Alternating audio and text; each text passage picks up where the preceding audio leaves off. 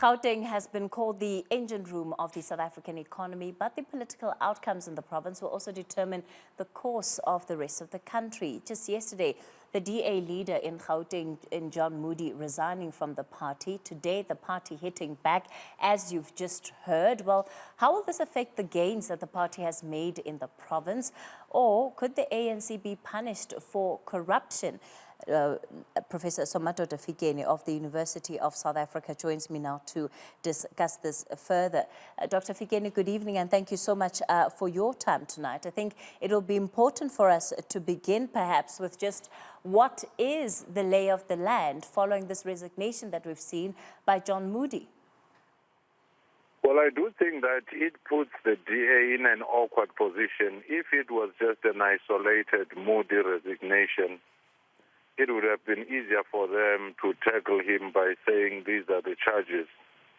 But if you have seen a series of resignations by Maimane, the leader of the party, by Mashaba, the leader of, the municipality of Johannesburg, as well as the likes of Patricia de Lille and Athol Trollip, and most of whom have been making a similar narrative about the dynamics within the DA. That in itself, I think, is going to be a lot more difficult to rebut.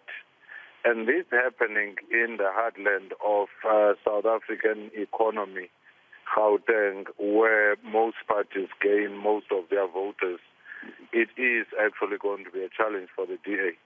Of course, the electorate is also watching much of this as it unfolds. How do you think it's going to impact the local municipal elections next year? Are we likely to see that the DA may lose ground on all of the metros, that whether by a coalition or supporter vote, whatever the politicians choose to call it, they were still able to govern in some metros? Well, I do think that they'll find that very difficult to do, because in the last election, the two major parties outside the ANC was the EFF and the DA, and they were able to have a political arrangement to put numbers together with the smaller parties.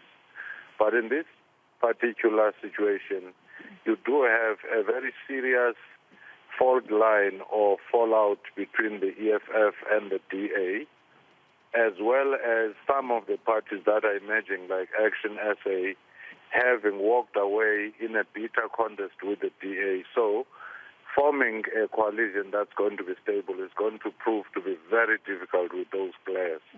Dr. Fikeni, I want to draw perhaps just your thought on, something that has been said by other experts who've been watching the DA, that there's been a shift of not just ideology within the party, but also how the party sees itself within the context of South Africa. So that it is not necessarily pursuing an agenda which says the DA wants to govern, but rather it wants to appeal to its base and consolidate that base, even if it means they do remain in the minority.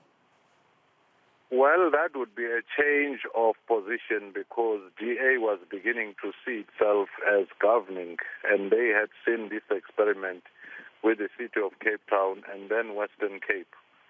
Now they were trying in the last two elections to project themselves as that major party around which other smaller parties could come to form a coalition government. Surely they were looking at being a governing party rather than just a pressure group or a permanent opposition.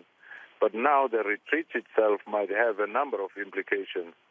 Their hope for growth to become a governing party as an alternative was based on them expanding their constituency to the black majority.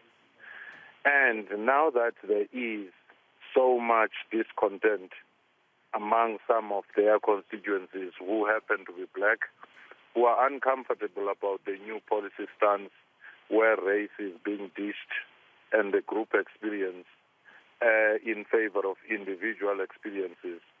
That in itself is going to be a challenge, and it might confine the DA into a smaller party. What does this mean then for the DA going forward?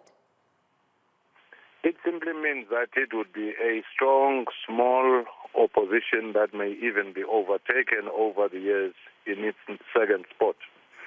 and it would focus on its constituency.